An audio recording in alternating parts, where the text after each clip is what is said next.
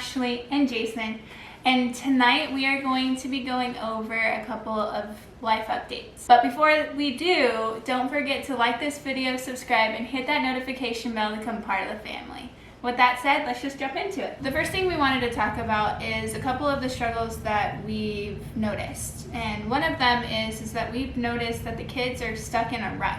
They're stuck in the same routine during the week, and it seems like we're not really doing a lot of different things. Basically, when we kind of all come together at night, somewhere around 5 o'clock or so, by the time that time rolls around, we're either getting things ready for dinner, eating dinner, kind of catching up about the day, and then the nights kind of get away from us. So we noticed that they weren't doing as many activities with us. We weren't coming up with new activities. If we were doing an activity, it was like, we'll read one book, or they'll watch some of their shows at night, or we'll put on a movie. So we just always want them to be active and doing a lot of variety.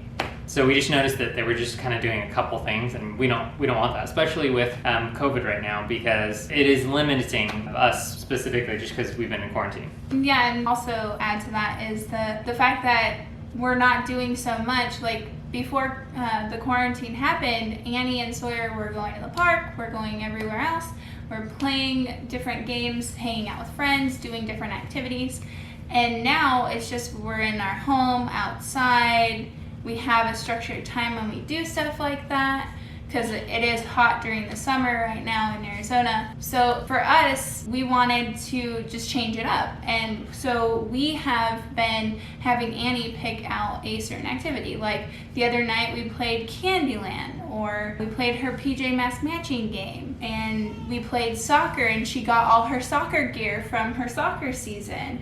And she really enjoyed them. And we've noticed their moods and their attitudes have changed. Yeah, the more we change it up, the more it seems like new activities they do. They're not doing the same thing day in and day out, the better. So we came up with a list of like 5 to 7 things to pick from, and we want to, obviously add to that list. And then we ask Annie and Sawyer what they want to do for today or tomorrow. For instance, we have on there, and this is all inside unless we can do it outside in the backyard, front yard, that kind of thing. But, soccer, baseball, basketball, the Wii, which I really love because it's video games plus you get physical activity. Yeah. And then VR, virtual reality. We like to see the Disneyland rides, or Annie loves it.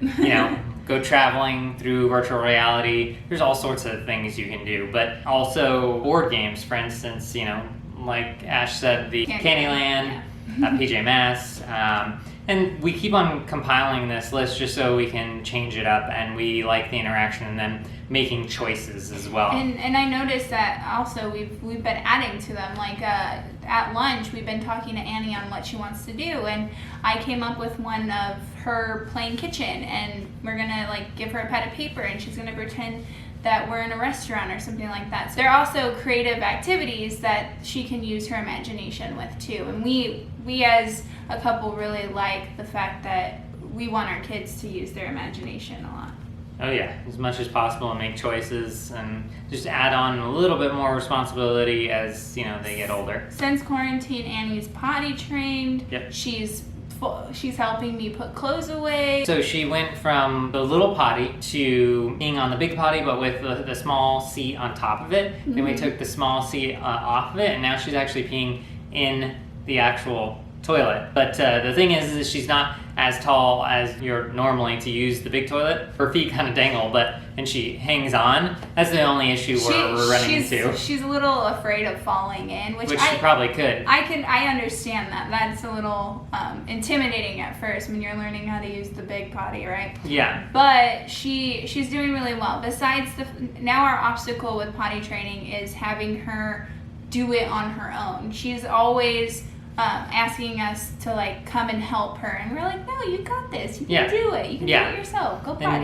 That's another update on her, but she's doing excellent in her speech and her potty training, and she's learning how to do different things. She's helping me with the laundry. She's actually helping me with the dishes now. So the quarantine's actually helped us establish chores. Yeah, and I think that Annie and Sawyer are getting closer, and Sawyer's actually starting to understand, you know, what the trash can is and what is appropriate to throw things. Yeah, he throws the diapers away, and he picks food off the floor now. Instead of eating it, he actually gives it to me, and I tell him to throw it away into the trash because it's yucky. And he does. He's following commands now. Yeah. Yeah. So it's really interesting to see his development as well. Yeah, he's hilarious. He actually has like watched Annie put like Jason's socks in his the sock drawer, and today he actually like picked up a sock that she missed and put it in the sock drawer. It was super cute.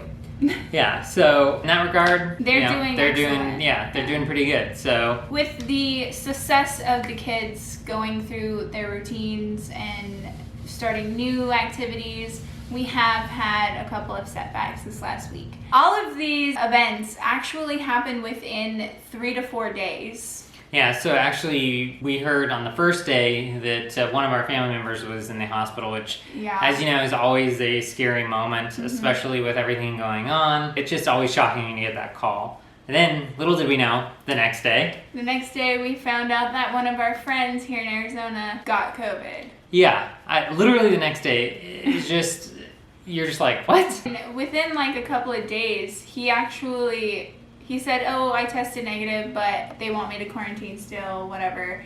And then we checked on him because we hadn't heard anything. And then all of a sudden, he's like, yeah, I'm showing symptoms. They tested me again. I'm positive for it. And we're like, mind blown. What the heck is going on? Yeah. While all this was happening, we noticed that, well, there was always a little bit of a nice jingle with the toilet. The handle would jingle a little bit. And we'd noticed that like a couple months ago, if you don't flush it all the way and you flush it like 3/4 of the way, it doesn't actually flush. And so us as expert plumbers that we aren't, we didn't know what was going on. We get this news about our friend having COVID. Then at the same time, the next morning, I woke up and you know how you're groggy and everything, you're getting out of bed, you're walking towards the bathroom, and I felt some wetness, which was, I mean, as parents, it's, I guess, not out of the ordinary. Someone could have peed on the floor or something. Yeah, we've been peed on and all sorts of stuff. So I didn't even notice because I was just waking up. So I felt some moisture and I was like, that was strange. And I had stepped again and I'm starting to wake up at this point. And I go to the bathroom and I go in the bathroom, open the door, and all of a sudden I hear this. And I was like, okay, that woke me up. And I look down and there's just water from the toilet outside the door of the bathroom all the way to the closet. And I'm like, oh my God, seriously? Here we go, number 3. Something's wrong with the toilet, obviously. It is flooding. So it's flooding the bathroom and part of the actual room, all the way to the carpet and to the closet. And so when I woke up a little bit after Jason did, and he tells me this, and I'm like, what the heck? So we're like investigating it, and it had to do with something in the toilet bowl. So it wasn't like super serious, like no, it wasn't like an actual plumbing problem. It was a part that needed to be repaired. And some of our family members were like, oh, it's this, and they both like came to the conclusion that it had to do with replacing the stuff that was inside the toilet bowl. Yeah, so which would include the handle, the chain. So the chain had broken off. Yeah, no, literally, I went to jingle it and it literally was rusted. And it just broke off. And then, so what was happening was the water was going all the way up and it wasn't stopping. And then our little flusher had like a hole in it. It was just out of place, and so there was enough room, so the water is actually coming through that hole where the handle is, and then just pouring down and then hitting the ground. You know, while you're asleep, you don't really notice it, but so all that's happening. We're trying to figure it out. We're trying to, I think in our minds, trying to see how our family friend is doing, and then our friend is doing with with COVID, and then our family member in the hospital, and then we're like, oh, well, I think we need another thing to happen. Let's break the toilet. Yeah. So then, now wait, there's more. Number 4, as we're dealing with the toilet, we're talking to our family members that have dealt with toilet problems before, and ordering all the parts and stuff like that. we noticed that it was really humid in the house. Yeah, which was really strange because we just had rain and humidity because of the rain. That day, we didn't have any rain and the humidity wasn't that high, but inside the house was around 85 degrees. But our thermostat was set to 77. At this point, on the second day, we started noticing, and I thought it was a little bit strange, and I was thinking, it's that bad, it's that hot, because it is, 110, 115, depending on the day. And that day was pretty hot. Yeah, so I was and thinking... And the humidity was really high that day, too. I was thinking that, maybe it was just overpowering our unit for the first time, and so I didn't necessarily think anything of it until I started talking to my dad, and I told him, and at the same time, I was talking to my mom, and she was saying pretty much the same thing to Jason's dad was yeah, so he didn't actually say anything, but I said our thermostat's set to 77, but it's 85, and you can feel the heat on your face and the moisture on your body. Yeah. And he's like, "No, that doesn't sound right. That sounds strange to me." My mom was like, "You should get that checked out." Yeah, so anyway. And at this point, both kids are in their underwear and diapers. Like, we're trying to cool off. I rinsed the kids off in, cool water. Like, we're dying in the house. Yeah, so at this point, I'm thinking there may be something wrong. So that night, we actually had a technician come out. And yeah, mind you, this was like 8 10. o'clock. Yeah, like 8 something at night.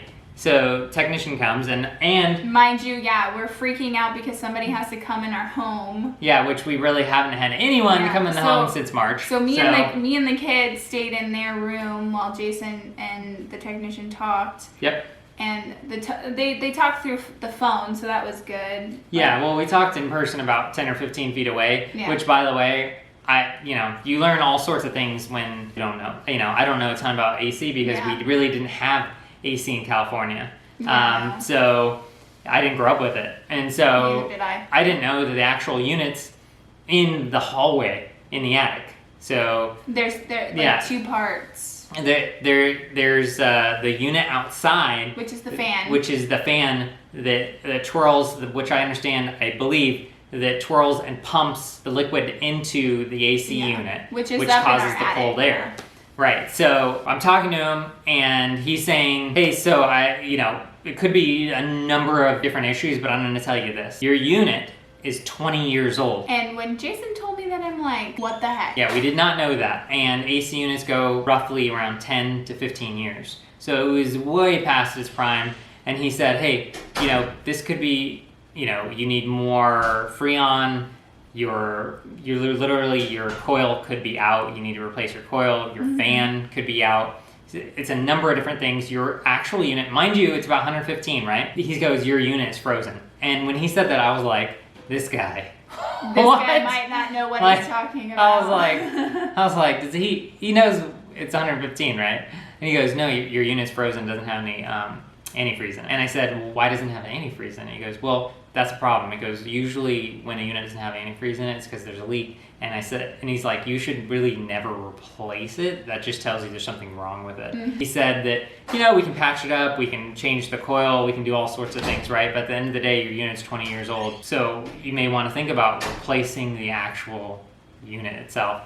And believe me, so changing out units for a house, I can tell you, it's roughly anywhere between $7,000 to around $14,000. Yeah. So not good timing because this year has not been amazing. It was just flooring on top of all the other things that had happened. So we were just, it was tough. It was a tough moment to swallow. We just didn't know how old the unit was. It was a whole education, but I think to have all 4 of those things happen at once was just, it was heavy. And so... But wait, there's more. So one more, and this one set me overboard, but a little bit of a backstory. My grandma is actually in a facility for Alzheimer's. She is on the last stage of her Alzheimer's, and she does her physical therapy and does all this other stuff, and I get a call from my mom while we were literally talking, trying to call her insurance to see if it's covered, for the air conditioning and stuff like that. My mom like texts me saying, call me. And I'm like, oh, that's not good. It's not good. Like, I call her back and she says, no, don't panic, but I just got a call from your aunt. And the facility called saying that 2 other people plus your grandma tested positive for COVID. And my heart sank. I'm like, one, my grandma is not mentally there to be able to fight off, like her body is mentally not there to fight off an illness.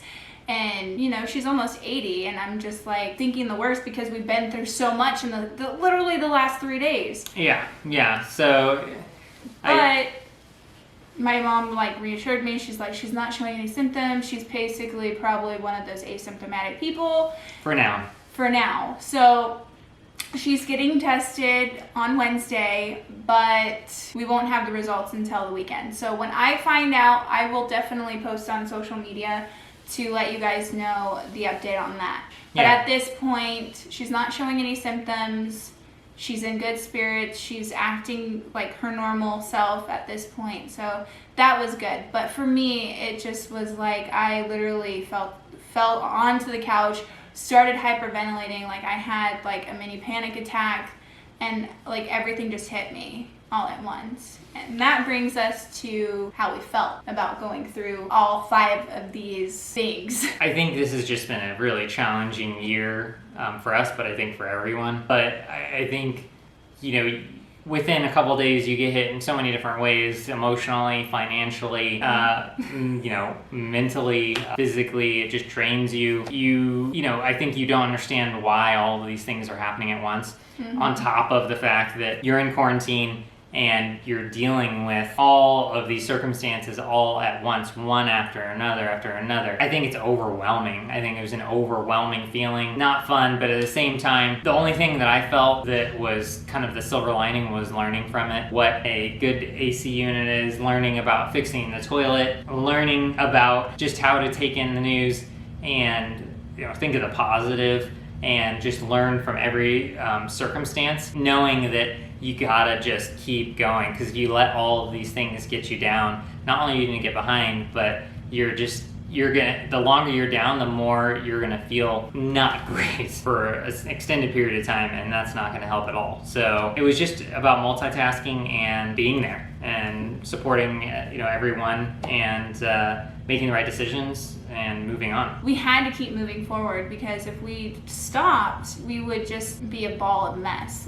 But knowing that we as a family are strong and we can get through anything. We've been through a lot in the last 6 years of our relationship, and just knowing that we did have a peace of mind. But for me, going forward was, you know, like keeping it out of my mind, not talking about it, just focusing on what other stuff we had to get done throughout the day. And then once I got the call from my grandma, like I said, I sat on the couch and I just had like the biggest emotional attack that I've had in a long time.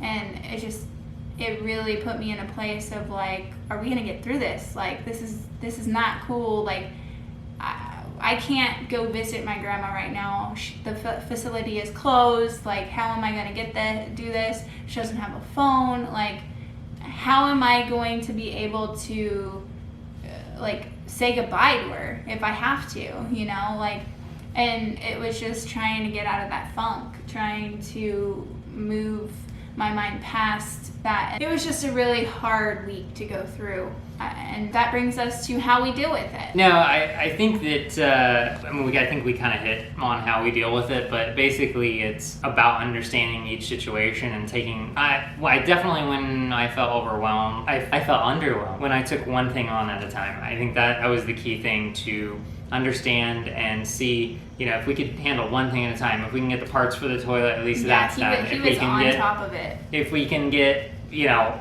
an update on our friend that has COVID, that's great. You know, we got a positive, you know, response there. If our family member that was in the hospital, we get a positive. Okay, you know, things are moving forward. You know, and then we ordered the parts for the toilet. With the AC, we're thinking we schedule it out, you know, and everything like that. Yeah, but financially, it was it was a hit, because you never expect, hey, you want to spend $7,000, $8,000, $14,000, huh? It hits you on top of everything else, and you're kind of just like, you know, you want to bob and weave like throughout the whole week. You're like, what else is coming? You want it to be New Year's Eve and scream Jumanji, because whoever's playing the game is just going the wrong way. Yeah, you feel like I think his name is Alan, right? Alan Parrish.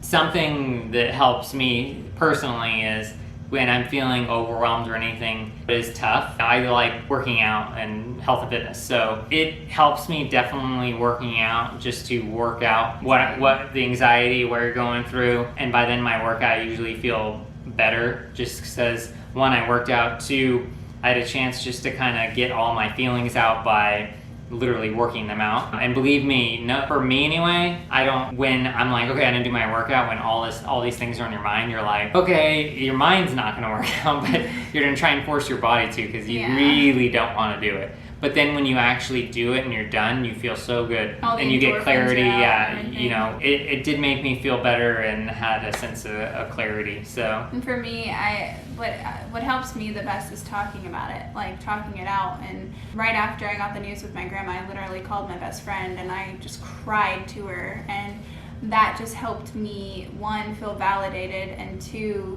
feel like, okay, I got it out. You gotta get a good cry out and then just move on. And that's how I take it. And then I also like to watch like really funny videos and funny movies, and just to like get, like Jason said, get your mind out of what's going on. Yeah, I mean, definitely watching comedies is definitely a go-to thing for me, just because you want to escape from reality after you just faced everything and get a good laugh in and feel good, because all these things are making you feel really good, and you sort of don't know what's going on, and that helps. Yeah, that definitely helps. Because we talk to them and they just tell us about their day, which was great. One thing that does really hit home for me though is Annie is at that age where she's like noticing that she's not doing some of the things that she usually does, like seeing family members that come to visit us, or like her friends coming over for play dates. She's like, oh, I miss them, want them to come to my house. And we have to like sit down and explain to her, to a 3-year-old, like, there's a sickness going around and we have to be home and we have to like be okay. But Annie, once we say that, she's like, okay, I want to watch PJ Masks, I want to watch Vampirina. Like, she kind of manipulates the system too. That night that the technician was here, she literally pushed her bedtime to like 11. Oh yeah, she was and her bedtime is 8 really o'clock. late. Yeah, she was up really late. Yeah, she was just like, oh, something's going on. TV I get time. to watch TV. Yeah. And Sawyer's like, I guess me too. No, Sawyer passed out. Oh yeah. Sawyer passed out. We do have a silver lining with our family member. She's doing great. She's feeling great. She actually had a surgery, and she looks like she's going to make a healthy recovery on that end. With our friend, he's resting, and everything seems good. He's recovering well. So. Yeah. So we've ordered the parts. They should be here in a day or two. Yep. With the air conditioning. It's the only thing we have left to and we actually have we scheduled it for Thursday, which stay tuned, because the next video will be that we are going to be stuck in our master bedroom all day with 2 toddlers. Yeah. So, I mean, roughly they're saying about 6 to 8 hours.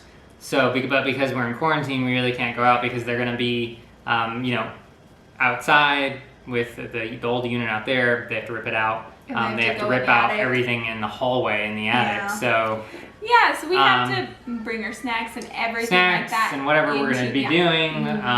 So this is the first for us. I'm a little nervous. I'm not going to lie. Well, and the fact that the air conditioning will not be on. The funny thing about that is when we were in California, we actually had to have a portable AC in our room. Yep. Because at the time Annie was like 16 months old or something. Yeah. And so we actually have a pop-up AC. So hopefully that will cool down the room. It's perfect too, because we haven't used it in 2 years, so this should be fun. Yeah. Roll the dice. It might be a little dusty, but I hope it works. Probably test that. And then with my grandma, it looks like she's in high spirits and not showing any symptoms. Asymptomatic, so great. So that's a good sign. Yeah. Like I said, I'll definitely give you guys an update on our Insta story about that when I get the second results to her COVID test. Yeah. So I think, in summary, things are going really good. How are you? Please tell us. Like we want to know like how you guys are dealing with things. Yeah, like, I know. What's your go-to things? Because I always strive to find new positive ways to be better at being positive. This last week with those couple days were just, it just felt out of nowhere. And then going forward, we want our channel to bring light to the situation, but we also want to bring you guys out of the situation too. So with these updates, we just want to show that like we're going through the same thing you guys are going through, and we really want your feedback, and we want to talk it out with you guys, because it's not easy and it's rough, and it's rough. It's rough knowing that it's summertime and there's no end in sight, it's kind of scary. We had a tough week. Everybody's going through something. We always want to look at the positive, the silver lining, and for me and for us, I think it's learning. It's learning through going through a pandemic, learning going through quarantine, all of these positives, something that you didn't have before, all these things that you learned this year. I think it's really great in that way that you have that experience now. Not great in the fact that you had to go through it, but I think that's the positive. Looking forward to the holidays and good moments and memories and the things ahead. That's something I always am looking forward to. And appreciation. Like I definitely have appreciation to going to the gym, going to the grocery store, going anywhere now. The movies, I miss going to the movies. These ordinary, where you thought these ordinary things, now definitely I think we have an appreciation for them. I think the main point is just always looking at that silver lining. There's always positives. There's always a rainbow after. Exactly. And I think that there is a lot of positives to 2020 as well. With that note, remember family, like and subscribe, hit that notification bell to become part of the family. Until then, have a family-filled day, and we'll talk to you in our next video. See you later.